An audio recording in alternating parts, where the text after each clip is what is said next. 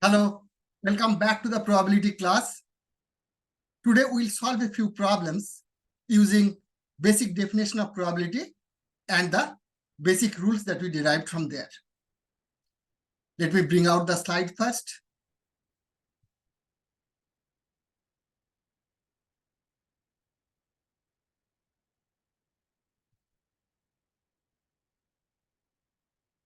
Here it is.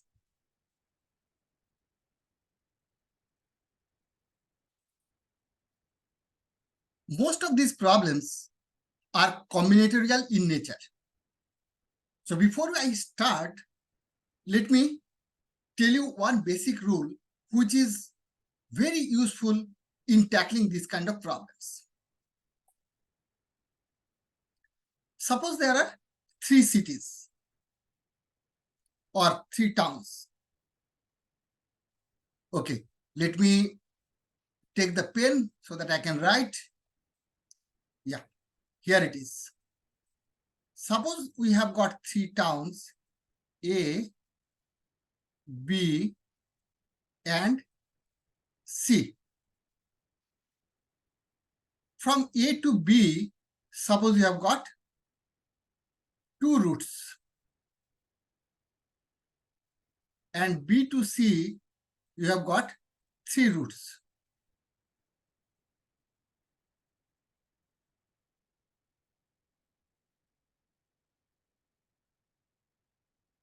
In that case, how many routes are there from A to C?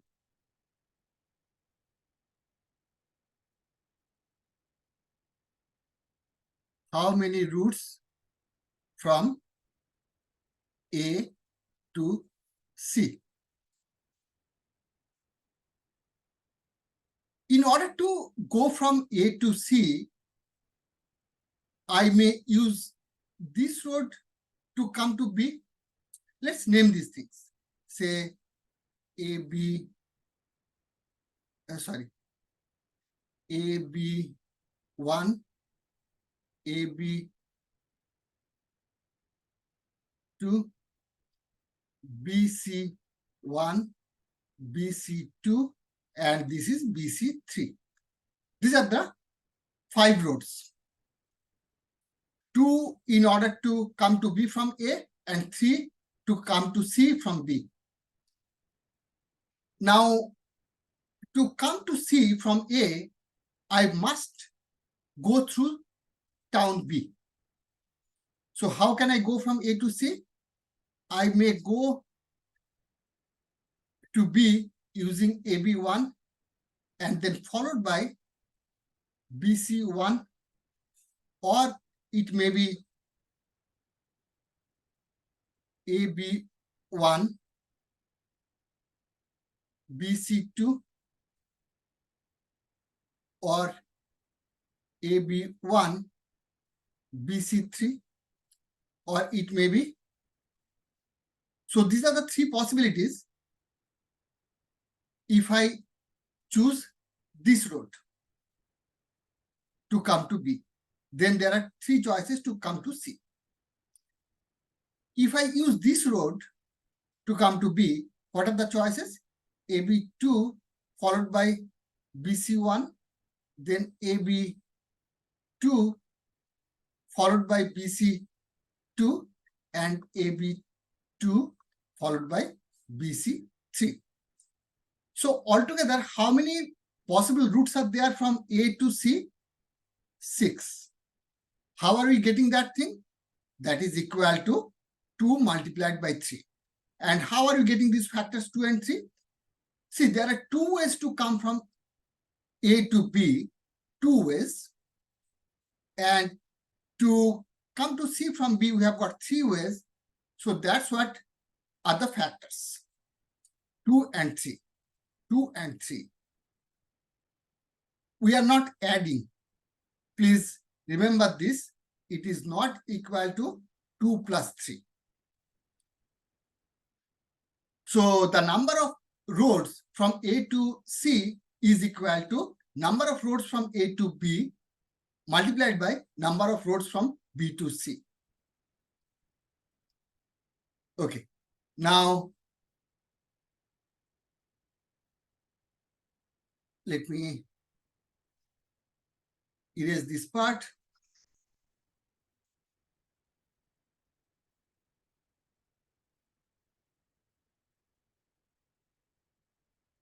Okay. Suppose from A to B, you have got M roads, and B to C, you have got N number of roads. In that case, how many ways can you reach from A to C? There will be M into N routes.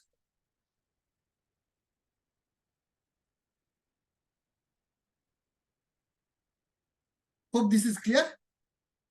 And the answer is not M plus N. This is incorrect. All right. This is one basic rule. Now, if we need to, say most of the problems that we get, in a nutshell, we are given the cities A and C. And the question is how many routes are there from A to C. Then what happens? You try to find out some B in between to ease your counting, and then you try to find how many routes are there from A to B and how many are there from B to C. So you place this B in between and find out how many roads from A to B and B to C. If you can find it out, then you can find out the answer to the question, that is how many roads are there or how many routes are there from A to C. This might sound a little vague now, but that's what we do when we solve problems. Say, it's not given, we try to build some intermediate things and then tackle the problem. All right, let's move to the actual problems now.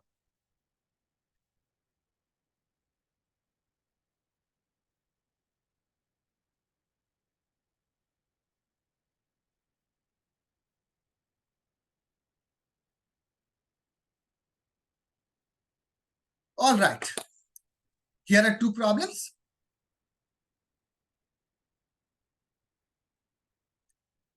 Let me attack the first one. What is the first one? What is the probability that among k random digits, what are the digits? 0, 1, 2, up to 9.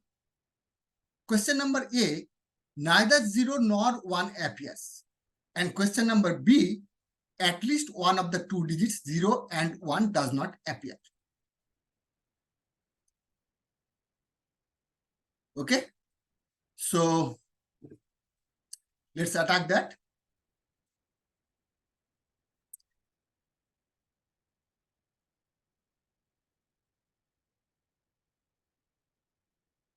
Okay, how many digits are there? K digits. Digit number 1, digit number 2, and digit number K. This is digit number 1, this is digit number 2, and this is digit number K.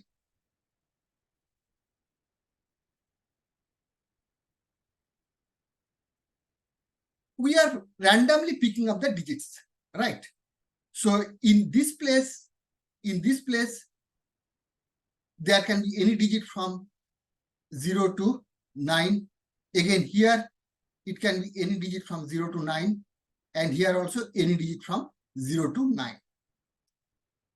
And the digits are being picked up randomly. That's why we need to find out the probability. So the random experiment here is pick up k random digits for these k places, first place, second, and kth place. That's the random experiment here. So what's the corresponding sample space?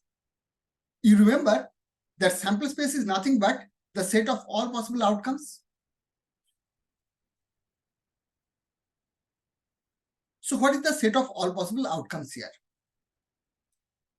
See, the first digit can be picked up in how many ways? It can be anything from first digit. Can be picked up in how many ways? There are 10 choices because the digits are 0, 1, 2 up to 9, 10 choices. For the second digit, how many choices are there? How many ways it can be picked up? Again, 10 choices. And so on. And for the kth digit, there are 10 choices. Now remember the thing that we did a few minutes back, going from one city to another. The first one, the first route A to B that we did in the last discussion has got 10 choices, and again then 10 choices, and so on. So what is the total number of ways we can choose the route? 10 into 10 into 10, and this is how many times?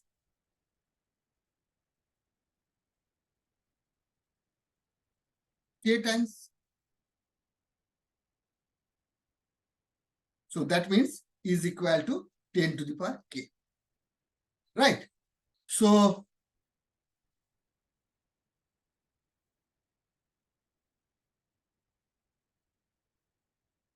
our sample space looks like digit 1, digit 2 up to digit k, where each di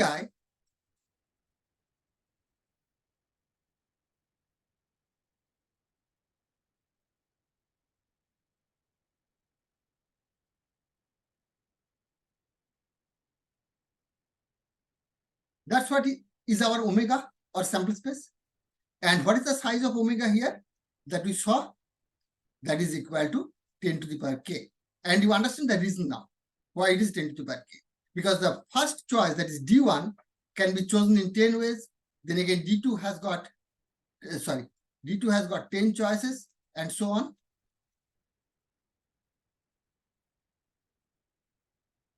So altogether, I have got 10 to the power k choices.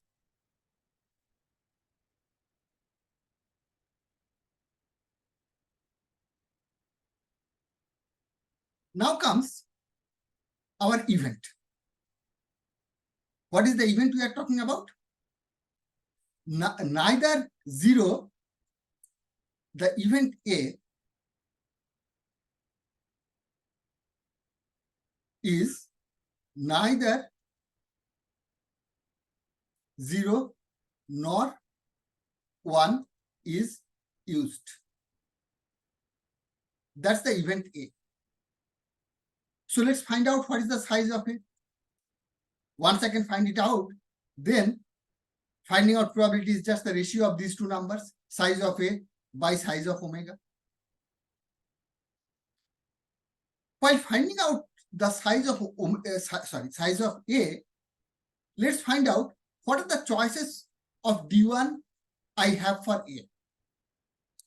D1 can be anything from 2, 3, 4 up to 9. So how many choices I have? 8 choices. And D2 again, similarly, 8 choices. And so on. DK also has got 8 choices.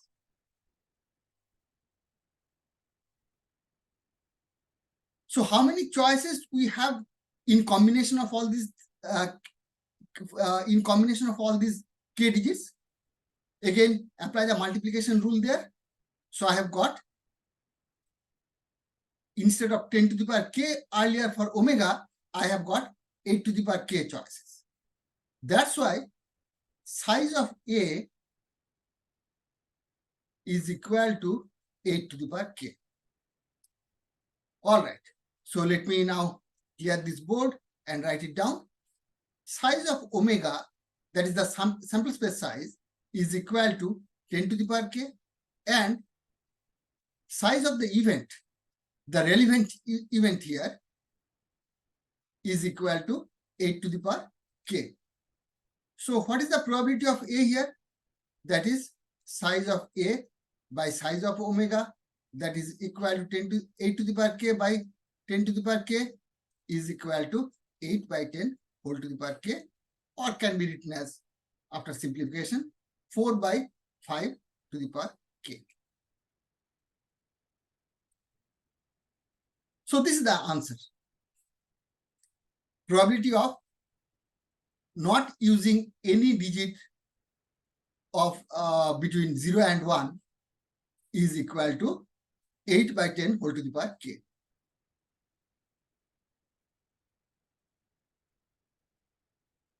Now let's discuss this problem. At least one of the two digits 0 and 1 does not appear.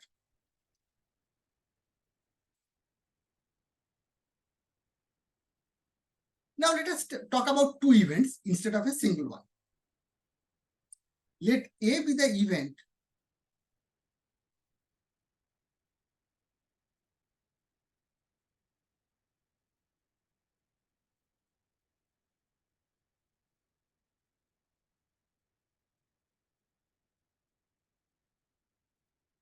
that's what is event A.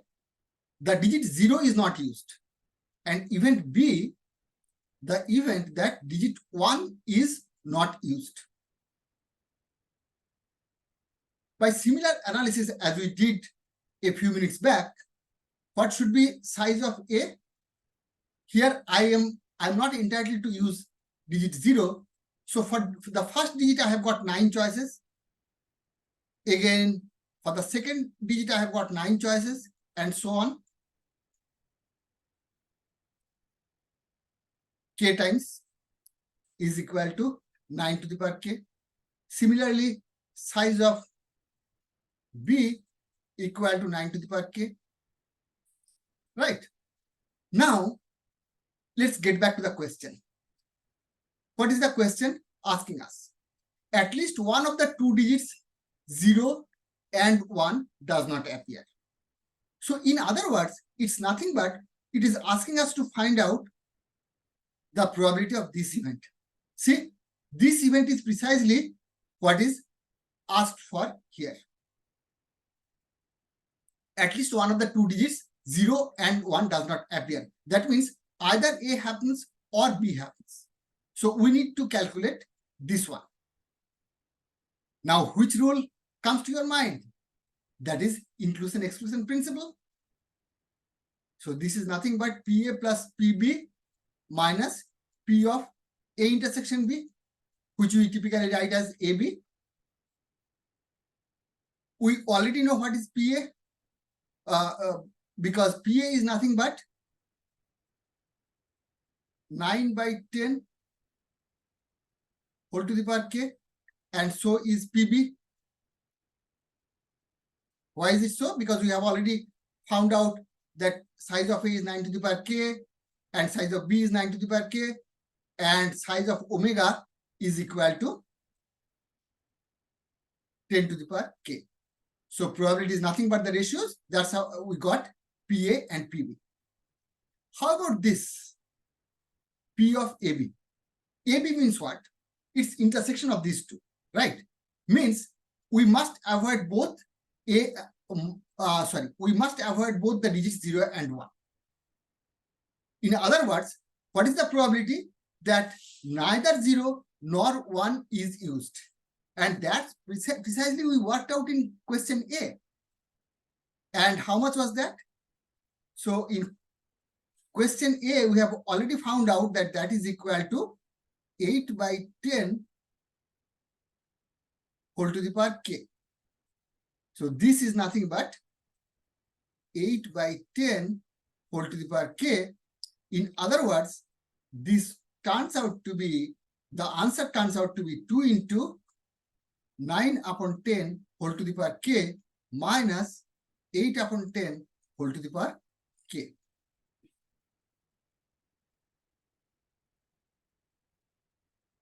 Good. So we could solve this problem. All right. Let's move on to the next one.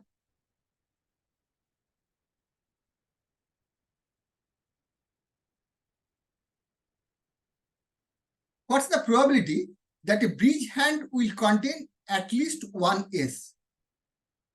What is the probability that a bridge hand will contain at least one S? Okay. How many S's are there? There are 4 S's. Let me take the pen here. Altogether, there are 4 S's. And other cards, how many are there? 48 other.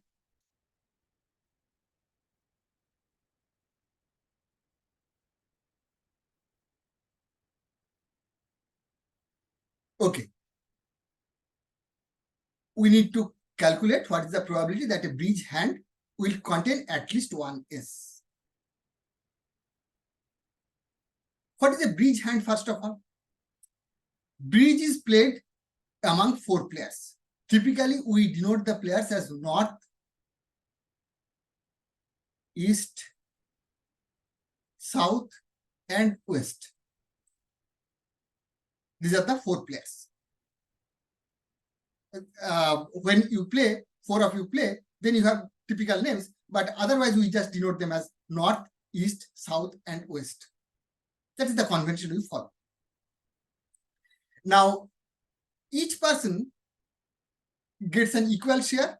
The cards are shuffled and distributed among these 4 players. So each player gets 13 cards. 13, 13. Okay. And as you can see, the cards are well shuffled before distribution. So what each player gets is a random collection of 13 cards.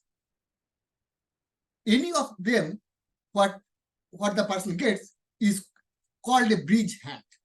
That's what is a bridge hand. That, in other words, a bridge hand is a random collection of 13 cards picked up from a deck of 52 cards. In other words, there is a shuffled deck of 52 cards and you pick up any 13 from them. That's what is a bridge hand.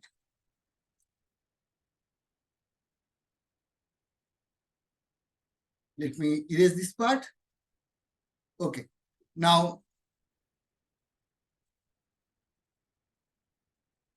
I need to answer this question.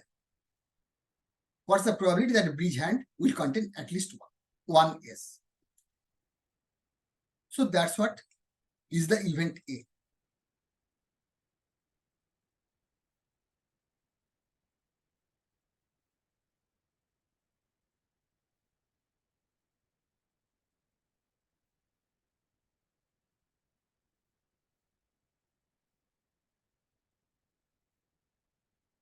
A bridge hand contains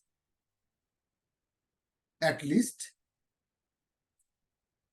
one S.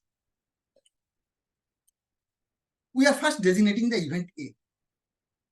See, in order to compute this thing, one way to do this thing is first find out what is the probability that the bridge hand contains one S.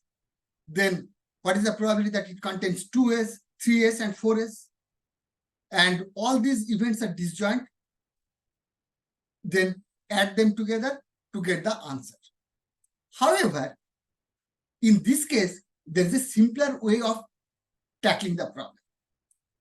What is it? Let's look into the event A complement. What is A complement? The bridge hand contains no S.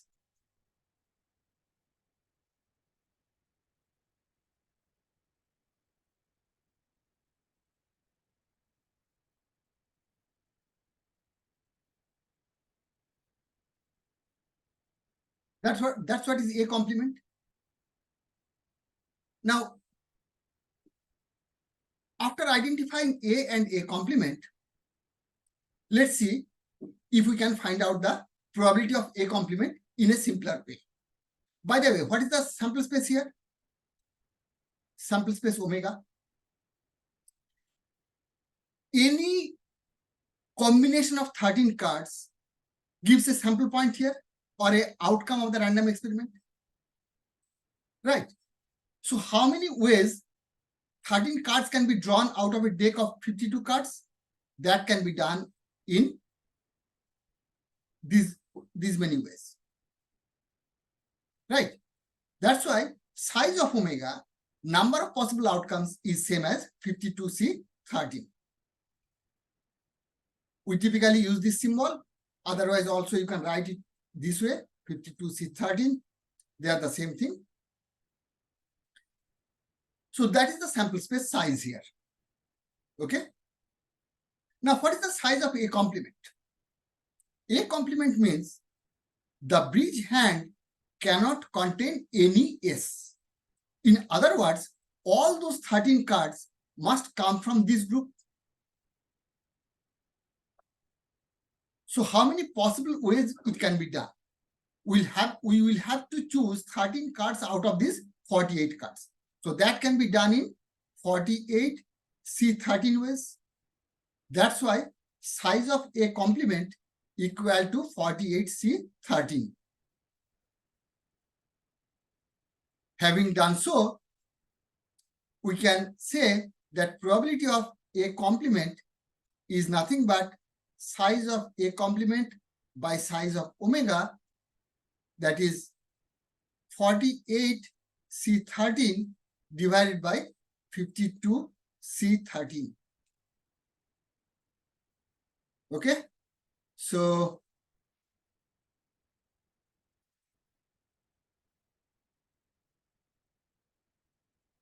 how much is probability of A in that case? We will again apply another rule of probability.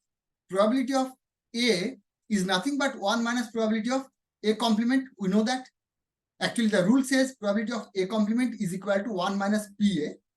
And this is just by changing the sides of PA and PA complement. We have already got this figure. So it turns out to be 48 C13 divided by 52 C13. That's the answer. See, if we identify the complement of the event, it gets a lot easier. Then you can get the answer of probability of A complement. And once you do so, probability of A is nothing but 1 minus P of A complement. This is a useful trick.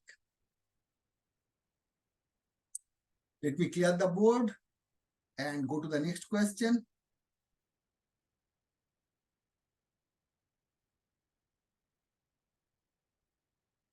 Okay. Let X and Y stand in a line at random with 10 other persons. Right.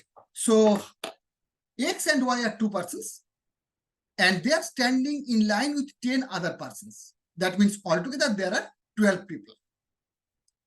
In that case, what's the probability that there are exactly 3 persons between X and Y?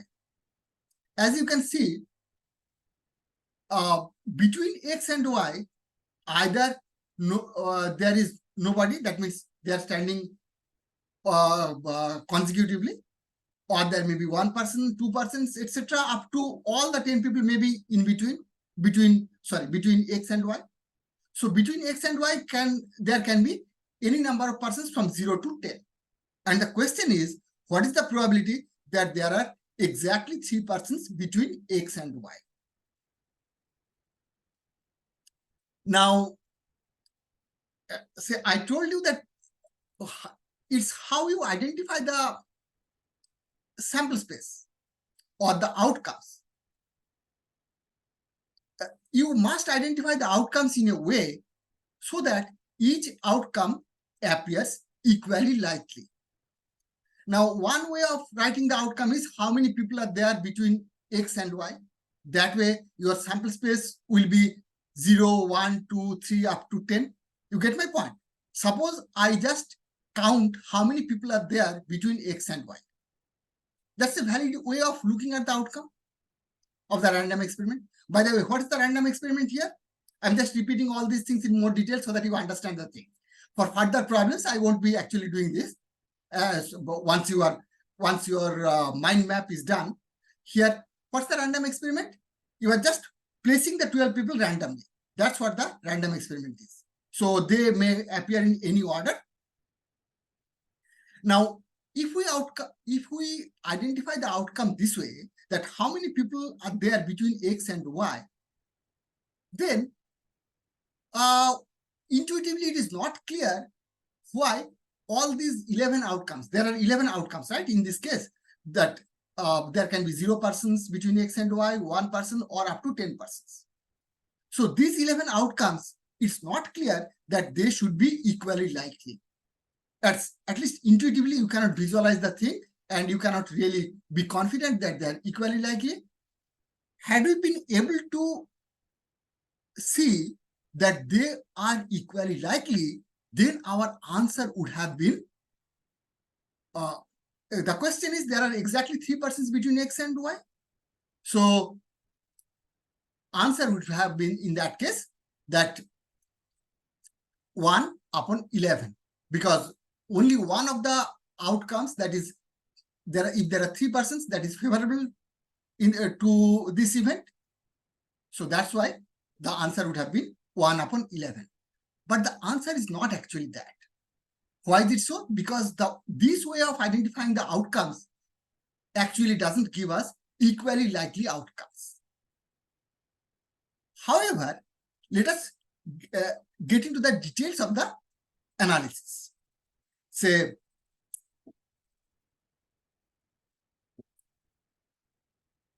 let me take the pen again so that I can write. Okay.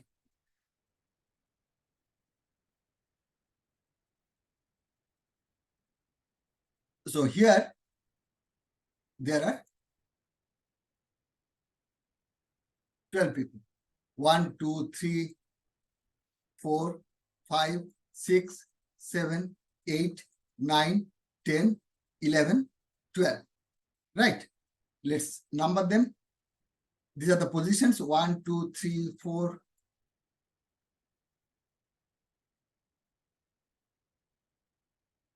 These are the positions. Any person can sit anywhere. Stand anywhere. And there are altogether 12 persons. Now, each placement of people in this line will give me a particular permutation, and those things are being done randomly. See, we can agree that each permutation or each arrangement of people in this line is equally likely. There won't be any intuitive trouble in agreeing that each arrangement of placing people here will be equally likely. Although in the earlier way of identifying the sample space, we could not see why they should be equally likely. Here it is very easy to see that each outcome in this case, what is an outcome here? Any arrangement of 12 people. In other words, any permutation of those 12 people. So each outcome written this way, if the outcomes are written this way, each outcome is equally likely. So what's the sample space size here?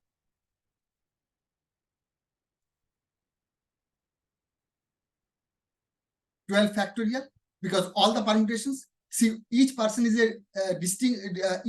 distinguishable. So there are altogether 12 factorial ways of permuting them. That's why size of omega is equal to 12 factorial. Again, 12 factorial can also be written as factorial 12. Here we are using this terminology. That is n factorial instead of this.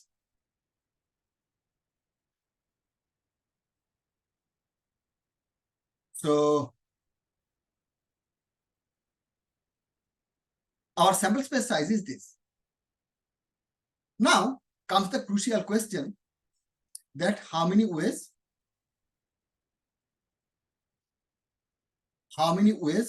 we can put them so that there are exactly 3% between x and y. Okay, one way to proceed, look, this is a combinatorial problem. And the beautiful thing about combinatorial problems is there is not a unique way of solving it. If I give you one solution, you might be able to argue the same thing in a different way. But if the solutions are correct, the answers must match. Here, I'm giving you one way of solving this. First, let me identify which can be the positions for x and y. Okay, two positions. So let me identify two positions. The question is, can the positions be this and this? No, because in that case, there is only 1% between them, right? So this is not possible. However, this is possible, right? Placing them at 2 and 5 is possible. So going this way, how many ways can we reserve the positions for x and y? It can be 1 and 4. Or where x stands and where y stands, we'll decide that thing later. But together, x and y may occupy this position. No, 1 and 4 is not possible, right? 1 and 4, because in that case, there are two positions between them. So 1 and 4 is not possible. 1 and 5 is possible, right? 1 and 5. Because if I place them at 1 and 5, there are 3 positions in between for other people to stand. 2 and 6.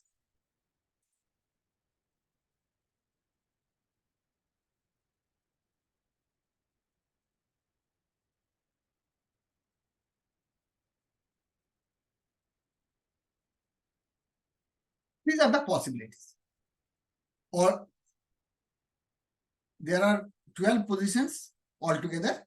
So the variations of possible places for x and y can be any of these. How many ways? That can be chosen 8 ways, because there are 8 such things. 1, 2, 3, 4, 5, 6, 7, 8. So 8 ways. 8 ways.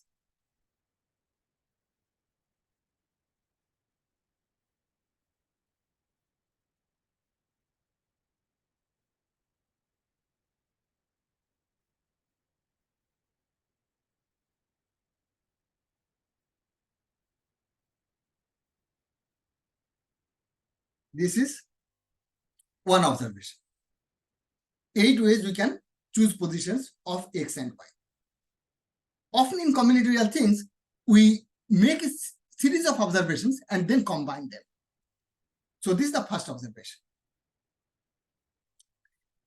Having identified the positions of x and y, now x and y, how many ways we can identify actually, or how many ways can we actually place x and y in those identified positions? Suppose we identify that 2 and 6 will be the position for x and y.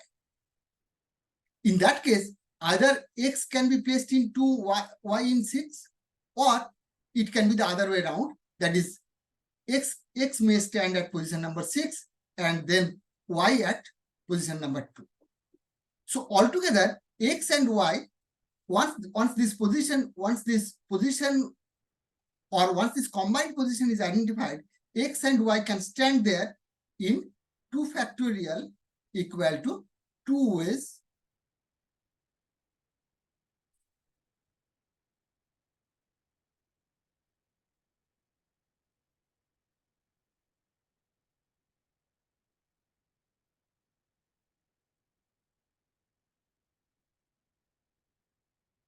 This is also important, right? Because not only choosing the position for both x and y, but you will have to actually make them stand in one of the positions, and it can be done in two ways. So this is another step. After this step, see, first step is to identify one position for X and Y. Next step is to identify where exactly they will stand. And then there are remaining 10 positions and 10 other people are there. So those 10 positions can be occupied in how many ways?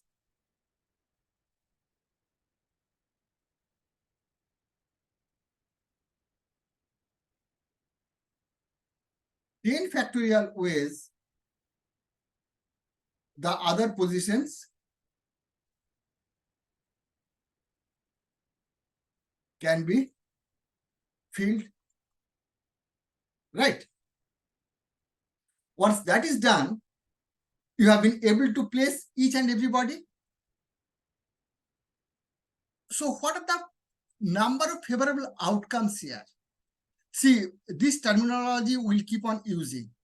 What are the favorable cases? Means we have got a certain question, so there is an underlying event, and which all outcomes are favorable to that means which all outcomes satisfy that. So we'll keep on using the terminology favorable. I'm writing it down.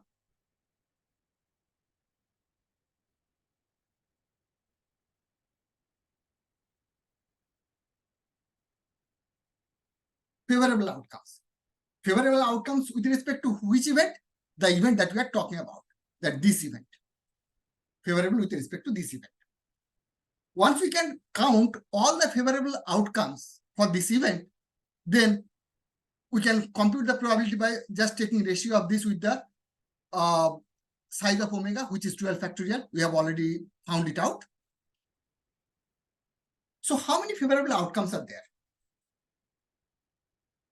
What is the count?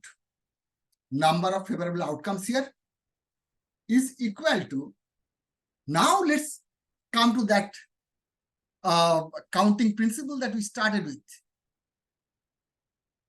There are m ways to go from town A to town B and n ways to go from town B to town C. So how many ways are there to reach from town A to town C? M times n. Here we have got 3 steps, and in each step we have got the number of ways of doing it. First one can be done in 8 ways, second one in 2 factorial ways, and third one in 10 factorial ways. And we will multiply. While doing this multiplication thing, you should be clear about 2 things. Sorry, there has been power cut. So let me temporarily, just hold on. Let me remove the curtain, and that way it should give me some light.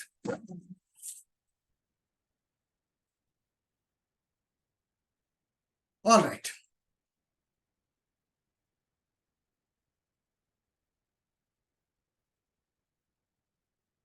So here we are.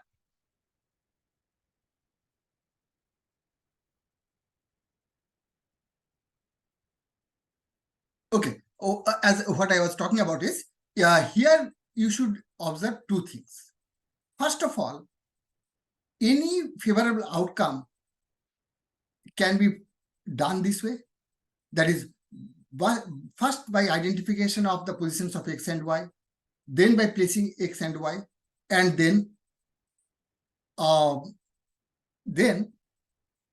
placing the people. Of course, that is true.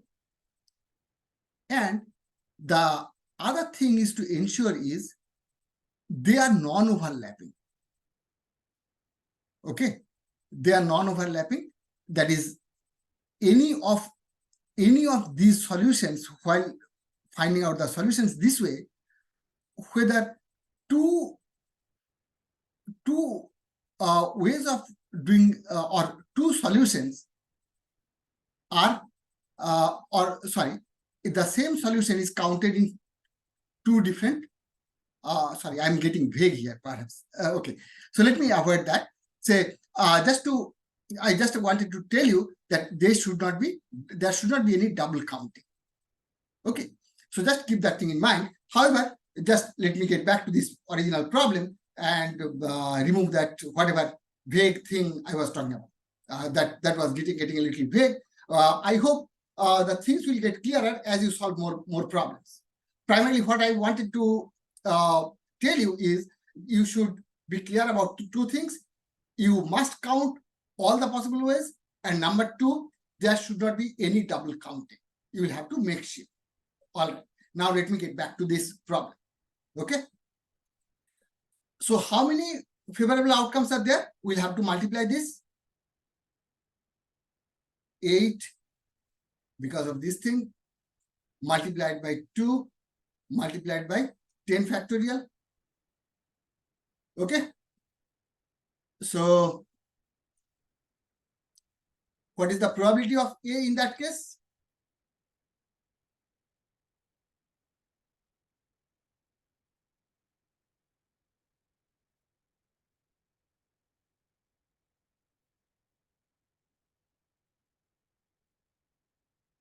Probability of A in that case is equal to size of A, or the number of favorable outcomes of A divided by size of omega. By this time, we have found out both. 8 into 2 into 10 factorial divided by 12 factorial. And how much is this? 10 factorial will cancel out with this, and we'll get 12 into 11. And then we are getting how much? 4 will cancel out here. So 4 by 33. This is the answer.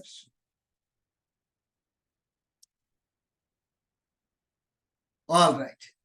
Sorry about the intermediate confusion that I gave you, and hope you understood the way we solved the problem. By counting the number of ways we can satisfy this condition, and counting the total number of ways by taking ratios then. Okay. Let's move on to the next problem now.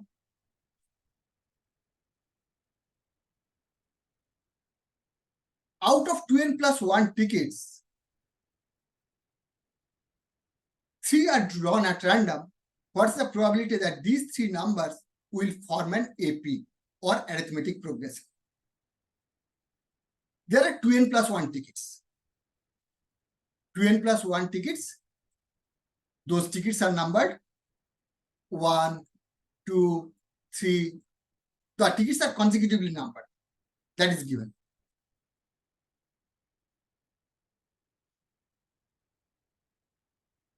Four up to 2n plus 1.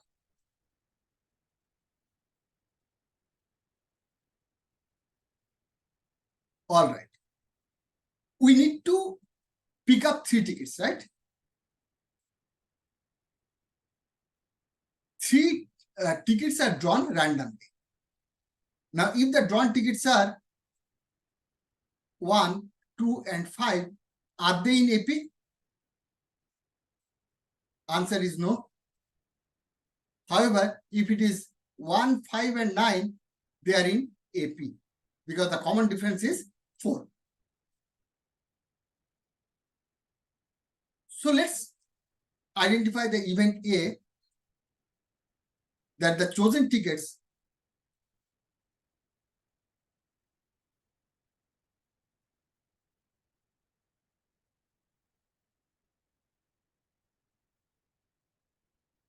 that's the event A. Now let's count the number of favorable outcomes.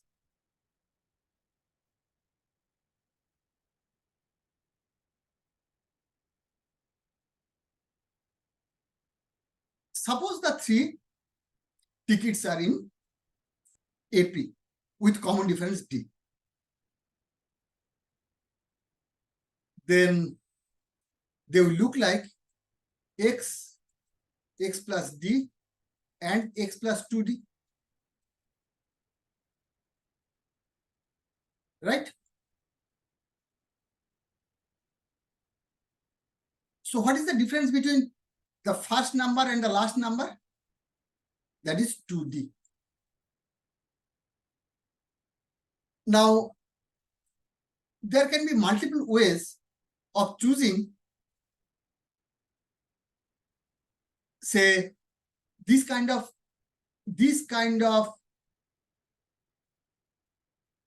tickets in AP with common difference D. As in other words, x plus 1 plus D and x plus 1 plus 2D will also give us another AP with common difference D. So let's find it systematically. How many ways we can do it?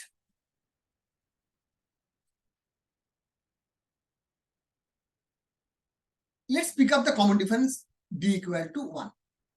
And under this D equal to 1, let's see how many ways it can be done.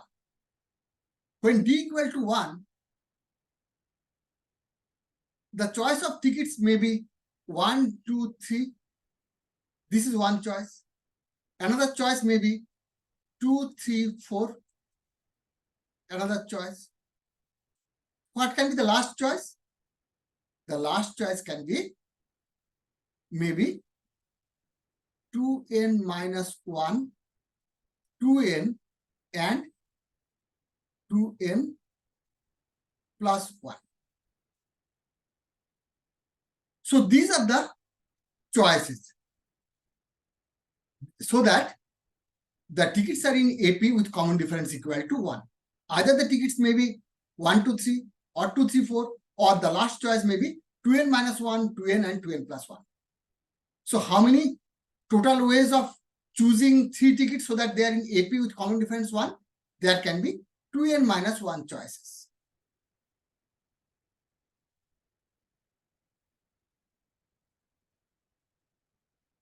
Right? 2n minus 1 choices. Next, when D equal to 2, then what may be the choices? 1, 3, 5. Then 2, 4, 6, and so on. And the last one may be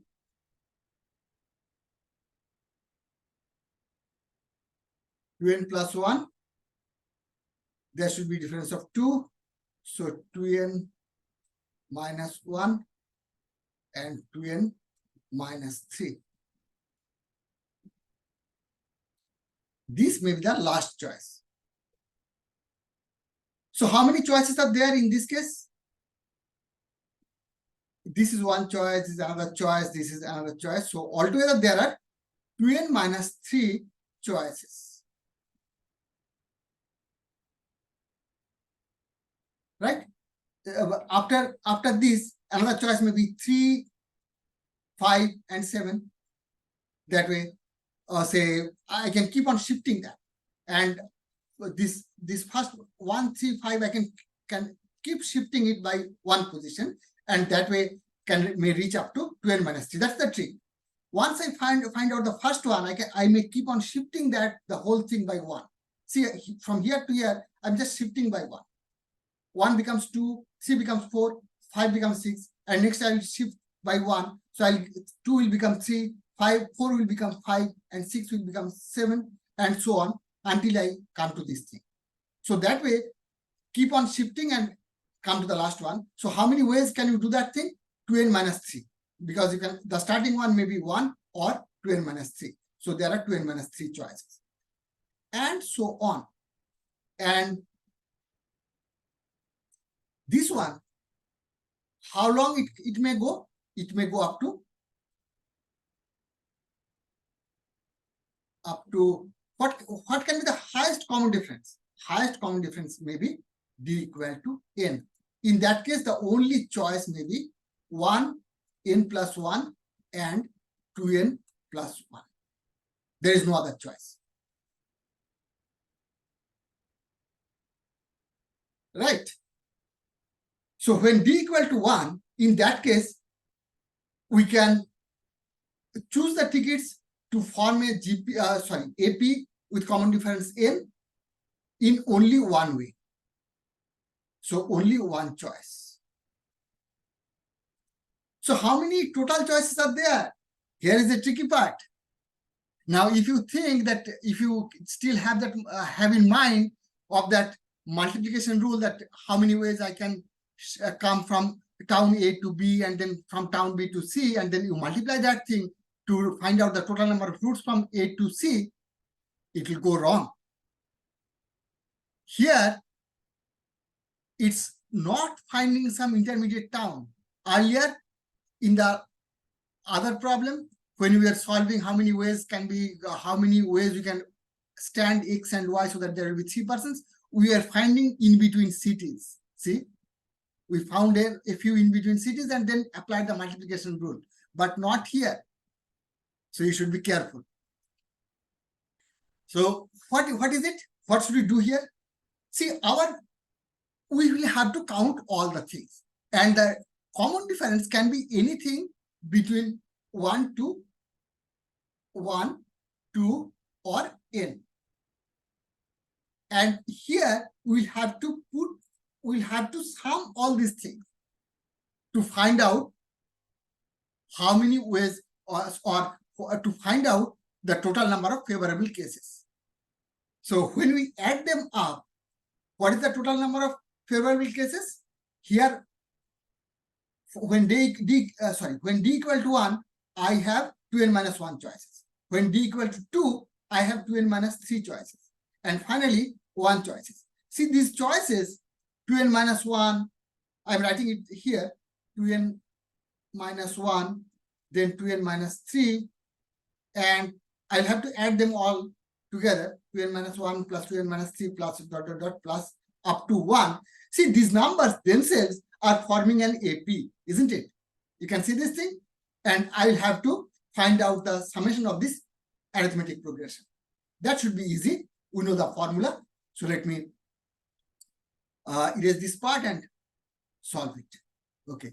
So just remember this, that 2n minus, I'll have to add this thing, or in other words, I can while adding, I may go from this side 1, 3 up to 2n minus 1. That's what we will do. We will add the AP series of 1 plus 3 plus up to 2n minus 1. It's the same thing. Whether you add the numbers from the beginning or end, it's all the same. So let's do that thing. Let me clear this board. Okay. So we need to find out, this is size of A is nothing but the number of favorable cases for A, which is same as 1 plus 3 plus 5 up to 2n minus 1. And that is equal to, what's the first term here? 1. And what's the common difference here? Here common difference is 2. And how many terms are there altogether? There are n terms, because we have the formula that, what is the what's the common term formula? Say A plus K minus 1 into D. That's the common term formula, right? What is A here? A here is 1. What's D here? 2. So K minus 1. This is the formula for the kth term. So what is the what will be the nth term here? Okay. In other words, I am trying to find out how many terms are there, right? So what is the value of K here when it is 2n minus 1? So if this is equal to 2n minus 1, that means K equal to n. So here I have got n terms. N terms. And what is the formula for this? N by 2 into 2a plus n minus 1 into d. D is the common difference. And that is nothing but n by 2 into 2a. 2a is 2, because a equal to 1 here, plus n minus 1 into 2. That means This 2 and minus 2 will cancel out, and I'll get 2n here. That 2 will cancel out here. So I'll get n square. So size of A we got equal to n square. Size of A equal to n square. So what is the probability of A? Is equal to size of A by size of omega.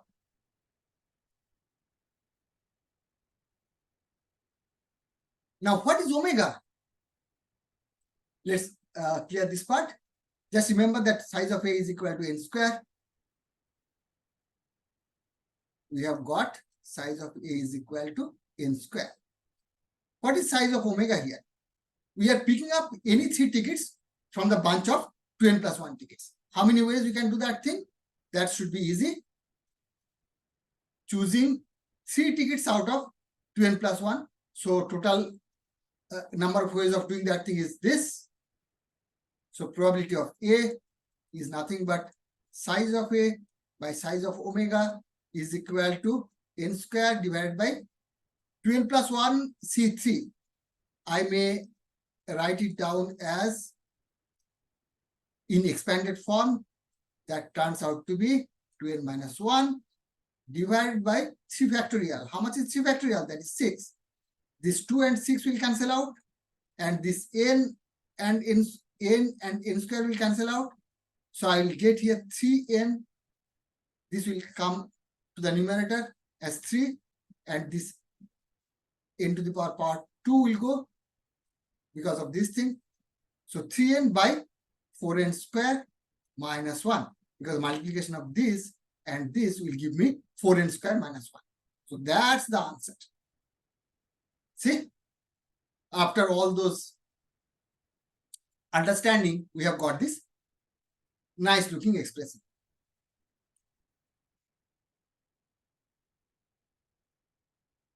Let's move on to the next problem now.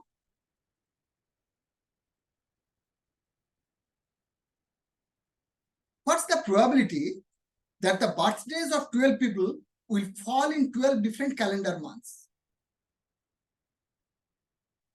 Here, one thing is given, that assume that a person has got equal chance of being born in every month. Practically speaking, it doesn't happen that way, because January is a bigger month and that has got higher chance of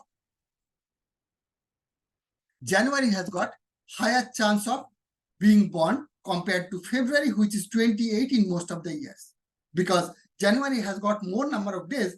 So the probability that a person will be born in January is more than probability that a person is born in the month of February.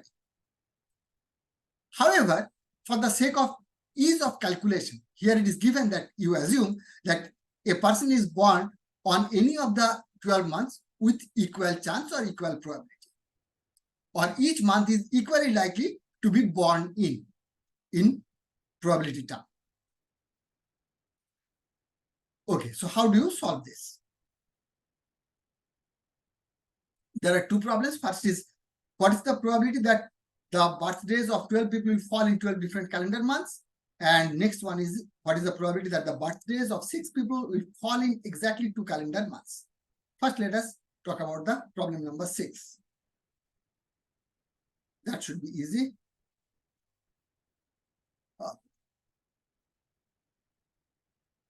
So there are 12 persons and 12 months. These are the 1 to 12 persons. And 12 months.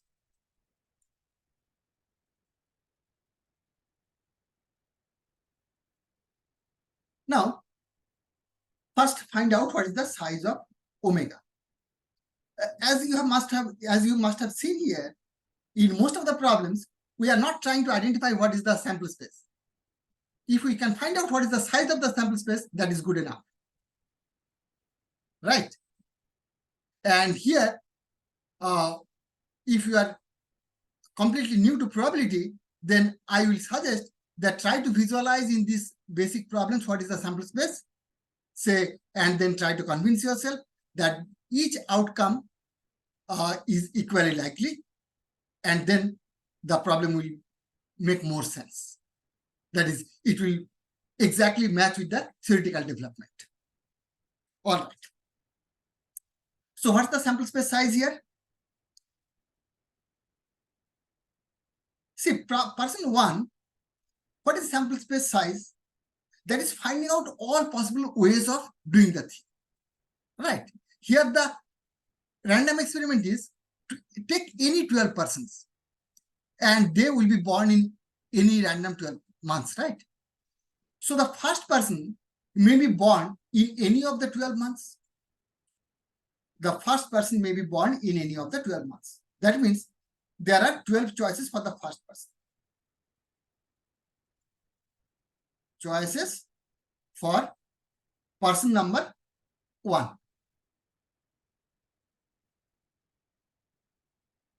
12 choices again for person number 2, and so on, and 12 choices for person number 12. Now see, each person can be independently born irrespective of where the other person is born or in which month the other person is born, right? So this one, if the first person is born in any of the 12 persons, then irrespective of which month that person is born, the second person can again be born in any of the 12 months, and so on, and the last person can also be born in any of the 12 months. That's why sample space size is nothing but it will be multiplication of all these choices, 12 into 12 into up to 12. And how many such factors are there? 12 factors, because there are 12 persons. So what's the total count? 12 to the power 12. Often you will see that finding out the sample space size is a lot easier compared to finding out the total number of favorable cases or the size of the event. Here, what is the event? The event A is that their birthdays fall in 12 different calendar months. So that's the event A. I'm not writing down the details that let A be the event, but while answering the question in examination, you must write down that way, that let A be the event, that the 12 people are born in 12 different months, and proceed that way.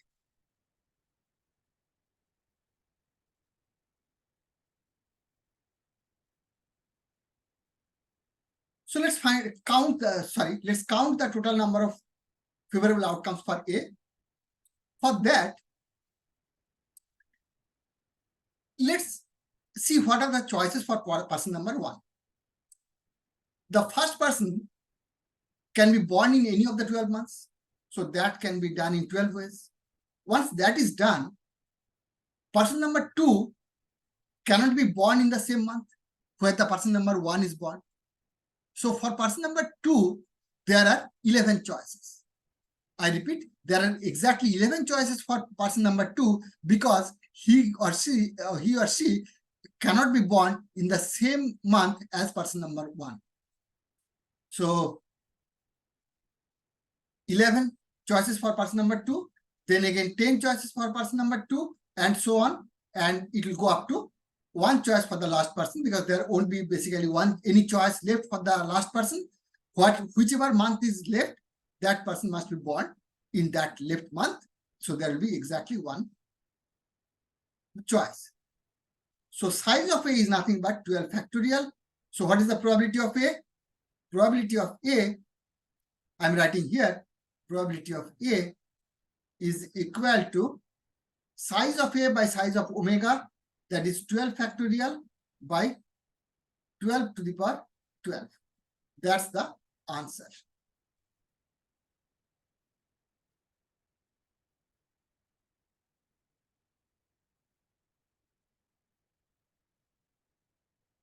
Let's move on to the next question. What is the next question? What is the probability that birthdays of 6 people will fall in exactly 2 calendar months.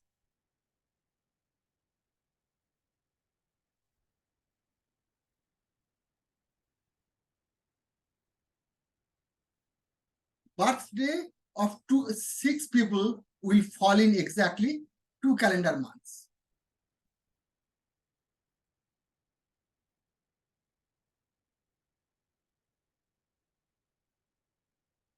The way we'll proceed here is, first, let's identify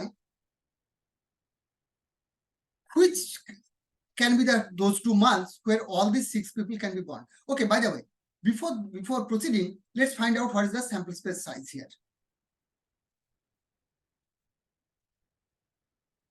What's the sample space here? Sample space can be written as the first person's calendar month, second person's calendar month, and that way.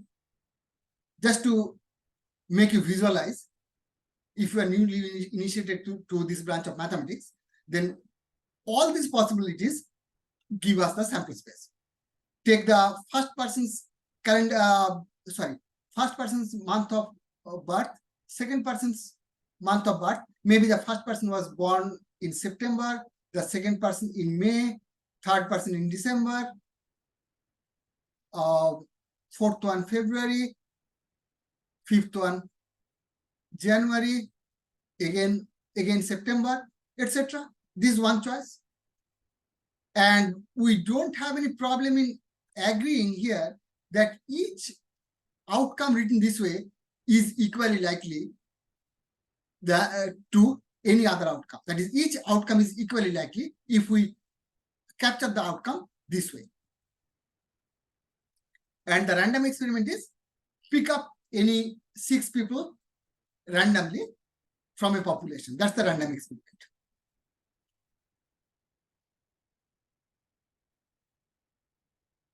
Often the random experiment is not mentioned explicitly, but you can visualize to complete the story yourself.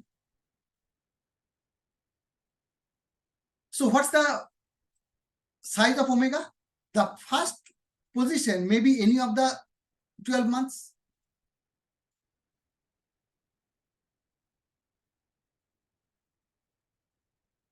So 12 choices for the first position. Again, for the second one, 12 choices. And so on. For the last one also 12 choices. That's why size of omega is nothing but 12 into 12 into up to 12. And how many total positions are there? 6 positions.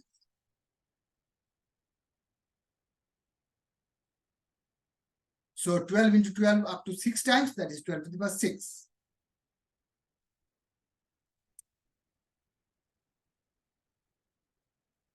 We got 12 to the power 6.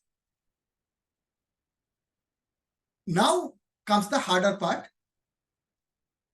As always, identify the event.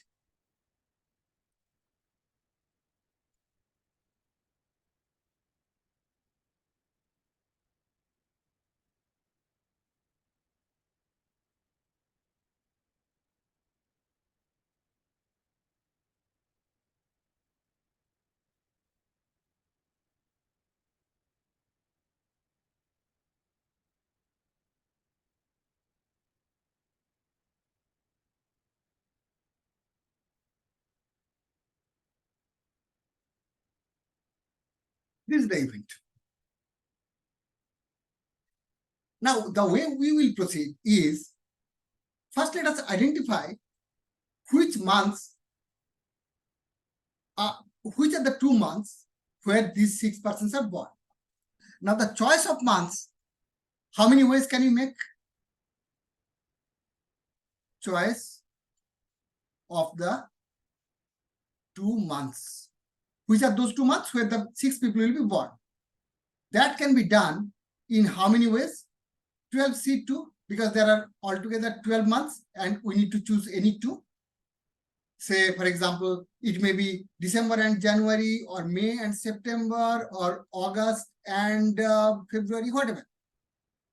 So this choice of 2 months can be done in 12C2 ways. After choosing these 2 months, let's see how many ways these 6 people can be born in these 2 months. So let's fix our month so that our idea is crystallized. Suppose the chosen months are, say, April and December. Okay. Now, there are 6 persons. 1, 2, up to 4, 5, sorry. 1, 2, 1, 2, 3, 1, 2, 3, 4, 5, 6. These are the 6 persons. They will have to come, born or come, okay, say, to these 2 buckets. Let us call these months as buckets.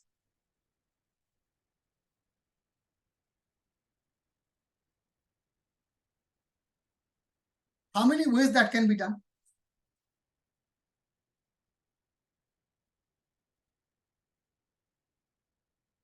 Okay.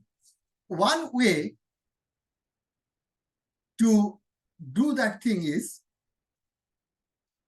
see how many ways you can put one. One may go either to bucket 1 or to bucket 2. So one for person number 1, for person 1, you have got 2 choices. For person number 2, you have got 2 choices. And so on up to person number 6, you have got 2 choices. Right? So how many choices are there? Person, and they are independently born. So they may be born in any of these in any of these 2 months. So person 1 may be born in either April or December. Again, person 2 may be born either in April or December, that way. So total number of choices is 2 into 2 into 2, 6 times. That is equal to 2 to the power 6. Let's inspect a little more closely. Does it give you the correct answer? Here is a tricky part. Among these choices that we are talking about, one choice is all the 6 people, all of them come to this bucket. That choice is also counted. And also have counted that all of them go together to the December bucket. So these 2 choices should not be counted as favorable for A. Because what does A say? It asks you to find out the probability that these 6 people are born in exactly 2 months, not in a single month. Right? Had the question been at most 2 months, your answer would have been correct. But here the question is, will fall in exactly 2 calendar months. So you should be careful about this clause, that exactly 2 calendar months. So we need to discard those 2 choices. One choice is all those are born in April. Another choice is all those are born in December. So those are the 2 choices. We must subtract those 2 choices. So this is the total number of choices of being born in these 2 months is 2 to the power 6 minus 2. 2 to the power 6 minus 2. So let me summarize. First, we chose the months in 12C2 ways. And after having chosen the months, we can choose the possibilities of being born in these 2 months in how many ways? In 2 to the power 6 minus 2 ways. Right? So these are the 2 steps. And these steps are independent. First is how many ways we can choose the 2 months, that is 12C2 ways. And after having done so, how many ways people can be born in these 2 months exactly. That can be done in 2 to the power 6 minus 2 ways. So what will be the total number of favorable outcomes for A? Multiplication of these two things.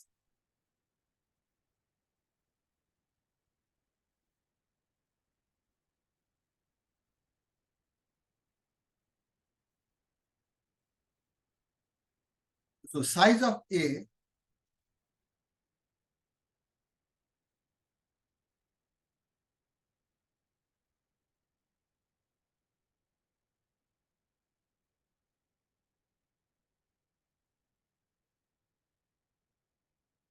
so what's the probability? Let's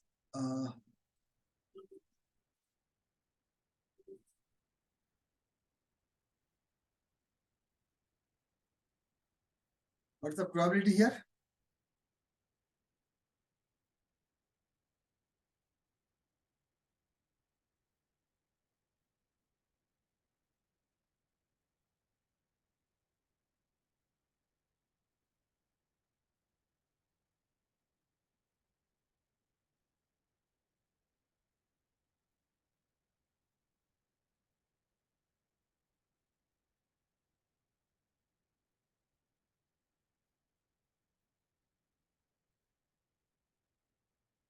Ratio of these two things, 12C2 multiplied by 2 to the power 6 minus 2 divided by this.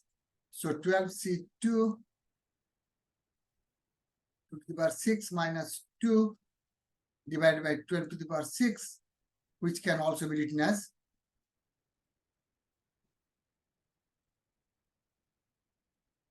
12C2 multiplied by 2 to the power 6 minus 2. By the way, 2 to the power 6 minus 2 is nothing but 2 to the power 6 is 64 minus 2, that is 62 into 12 to the power minus 6. This is the final answer.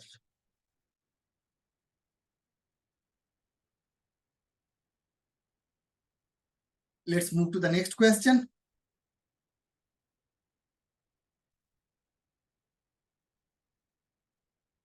Five cards are drawn from a pack of 52 well-shuffled cards.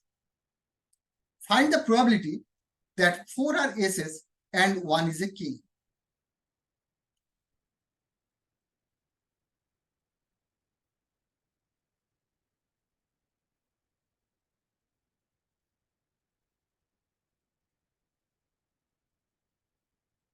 Five cards are drawn from a pack of 52 cards. Find the probability that 4 are aces and 1 is a king.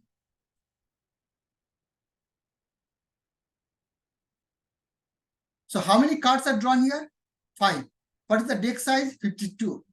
And so what is the sample space size in this case? 52C5 it should be. It should be 52C5.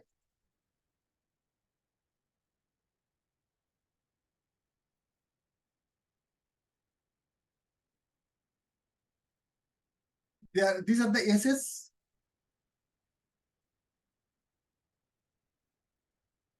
And 48 others. We know that there are 4 aces corresponding to 1 corresponding to each suit. What are the suits? Club, spade, diamond, and heart. So there are 4 aces altogether and 48 other cards. And our event here is that there are 4 aces and 1 king among the 5 cards. So what are the favorable cases here? All the 4 aces must be chosen. See, this is our choice of the five cards.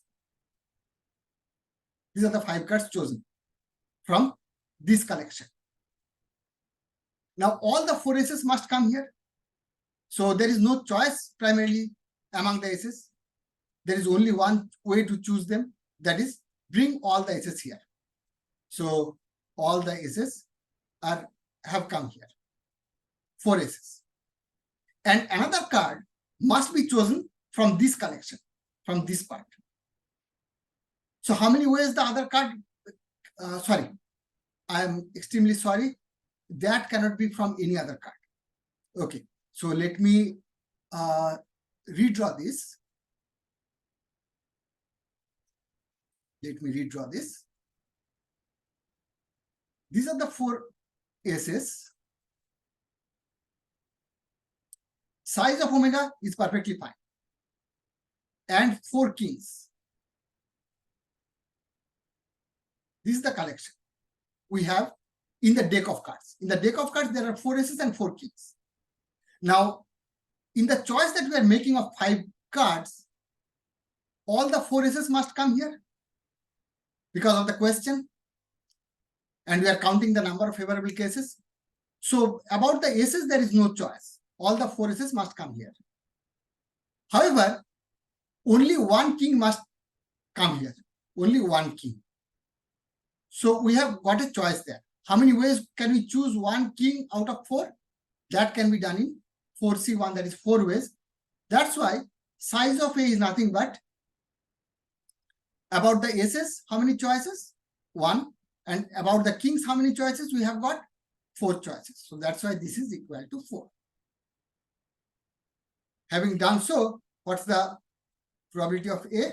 That is nothing but 4 by,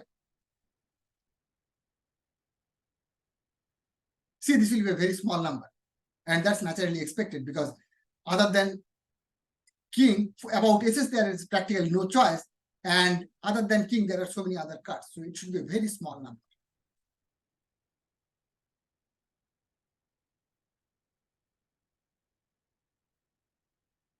Move on to the next question.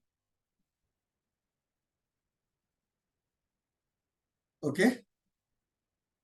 A, B, C, D are 4 non-negative integers such that A plus B plus C plus D is equal to 13.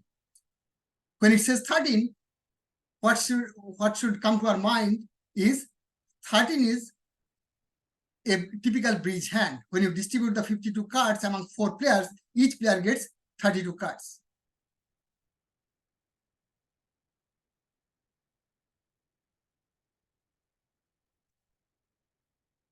So find the probability. Question is, find the probability that in a bridge game, the players north, east, south, and west have A, B, C, and D spades respectively. Altogether, there are 13 spades. And we are asking the probability that north has got A spades, east has got B many spades, south has got C many spades, and west D many spades. What is the probability of such a thing happening?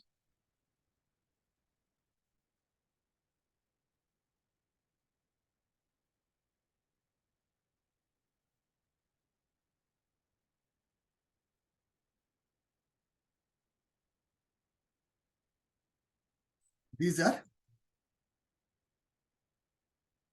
let me take the drawing facility here.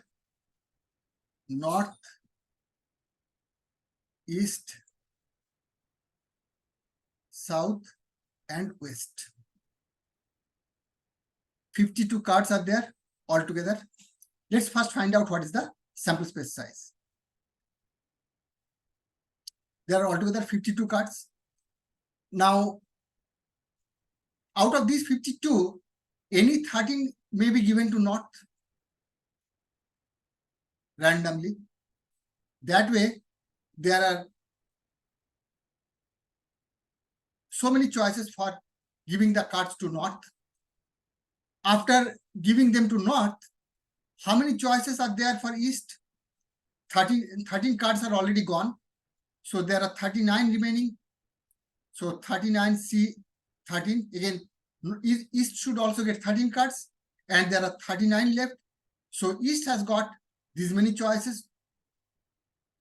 In other words, there are 39C13 choices to give 13 cards to E.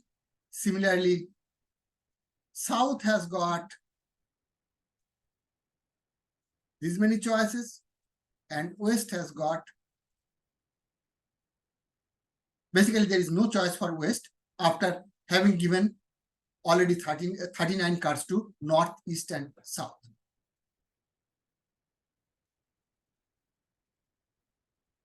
Typically, while distributing the card, you give one to north, then one to east, south, and west, and again take turn and all those things. But equivalently, you may imagine that 13 random cards are given to north, then 13 randomly given to east, and 13 randomly to south, and then west, or either way, as long as they are randomly given. Whether it is together or one after another, it doesn't make any difference. Just it makes our calculation or visualization easier. So what's the sample space size here? That is nothing but multiplication of all these things, right? So let me write down that 52C13, 39C13,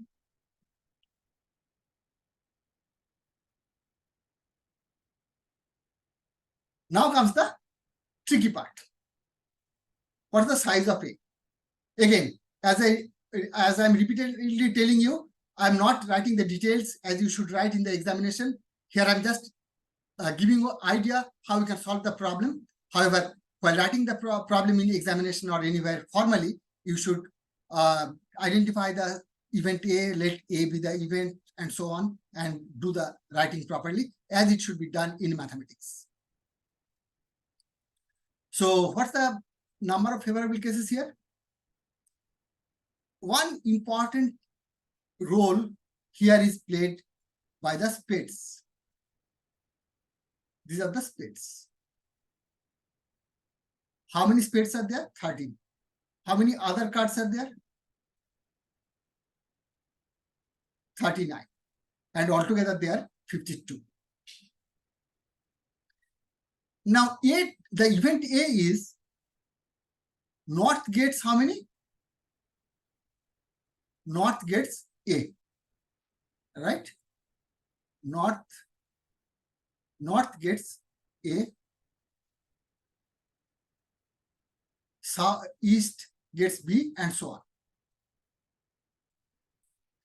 So how many ways can we satisfy that thing? Now, north should get A many spades. So suppose we are fulfilling the north's 13 cards. North should get 13 cards.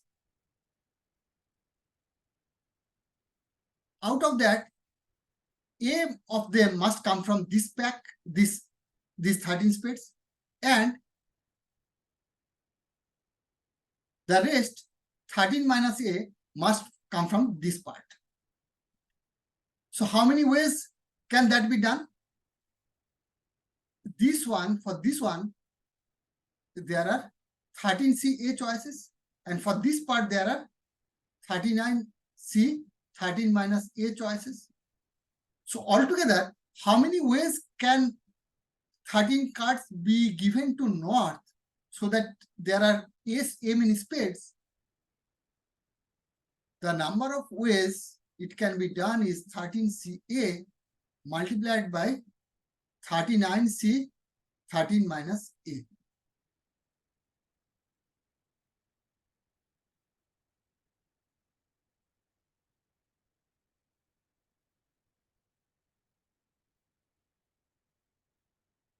Okay, so that's about north. Now let's come to east. Let's come to east. Now for east,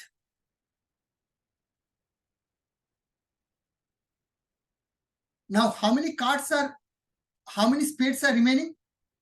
13 minus A. And here how many are remaining? These many are gone from the others. So 26.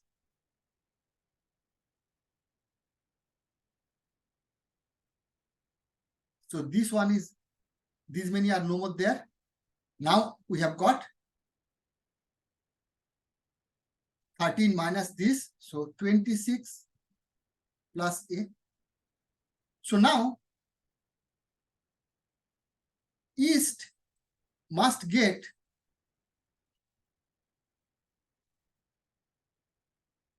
many cards from here. How many ways it can be done? 13 minus A spades are remaining, and B many must come to east.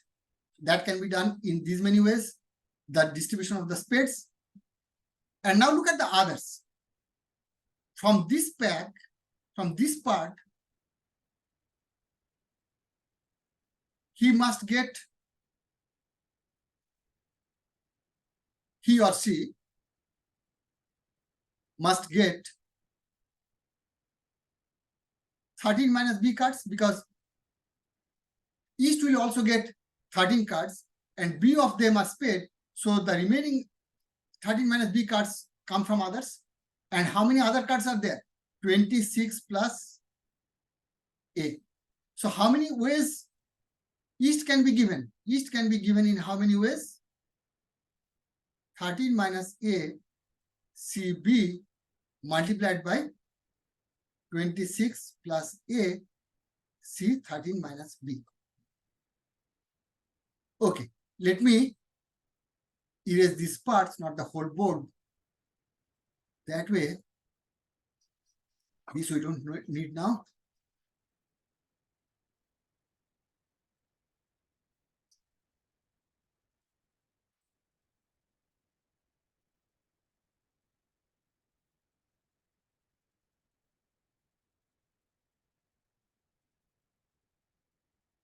So for north, we have got these many. For north, we have got how many choices?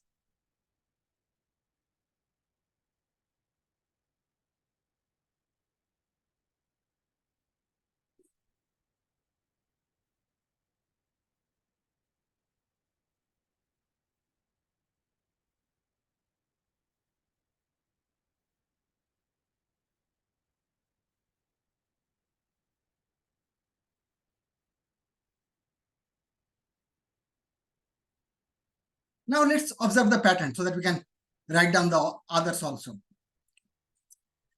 Say here something, see something is coming. The lower part is easy to decide because these many A should come from the spade collection and this one, the rest, the remaining should come from the non-spade parts, right? So this part is easy. Going that way, south, say C many should come from the spade, the remaining spades, and 13 minus C, so many should come from the other cards. So how many spades are remaining after giving it to north and east? After giving 13 cards to north and east, so many spades are remaining. So the C many choices we'll have to make out of that. So that can be done in these many ways. And about the non-spade cards, how many are remaining? 20.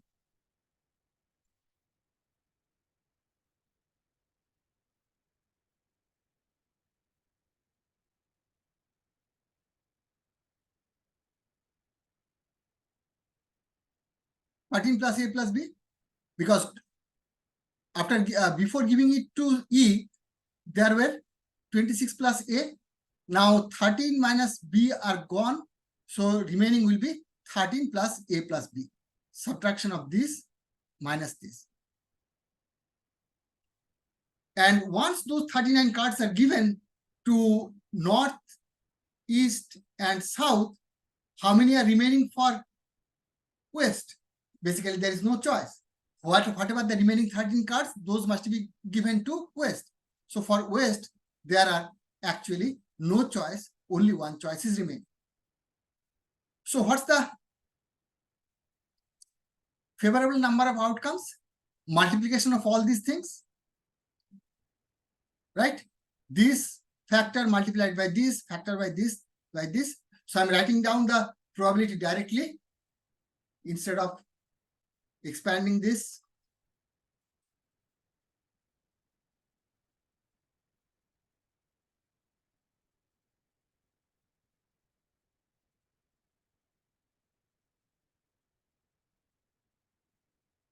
By the way, what was size of omega?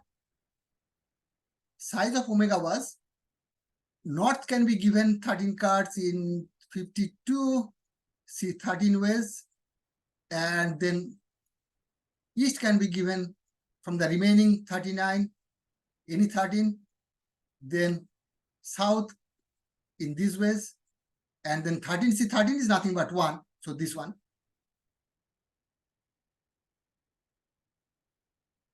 So if we write it down, oops.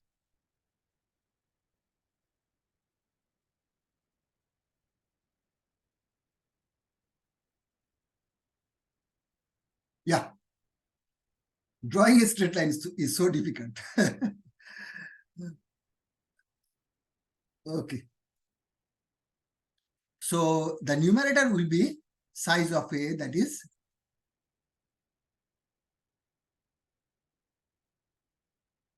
13CA multiplied by 39C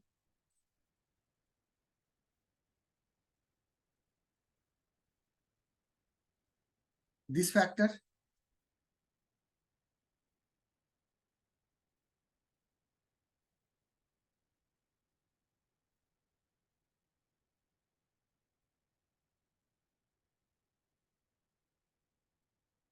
this factor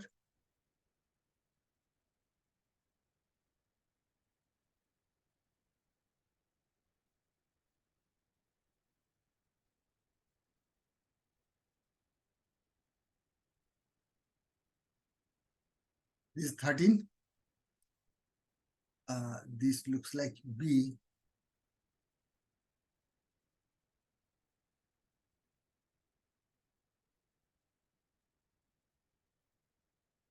This factor I'm going to write.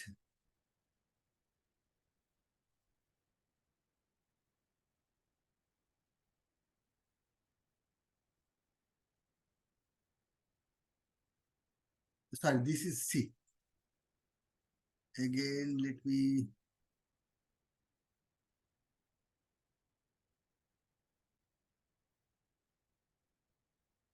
That's it. 13 minus A minus B, C multiplied by 13 plus A plus B, C 13 minus C, divided by this one. And that is nothing but 52 C 13, 39 C 13 multiplied by 26 C 13. That big expression is the final answer.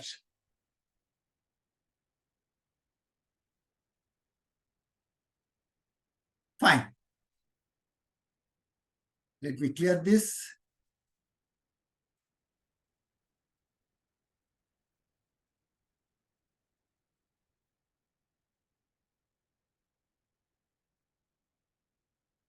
That brings us to the end of this problem solving session.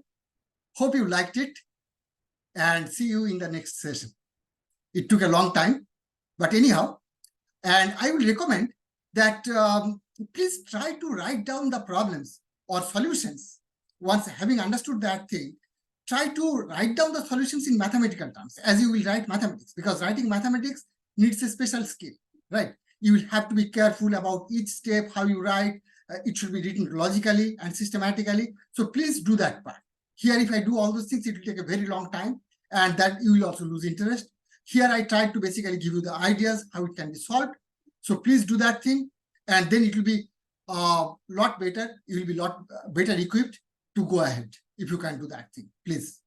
And see you in the next class. Thank you for listening.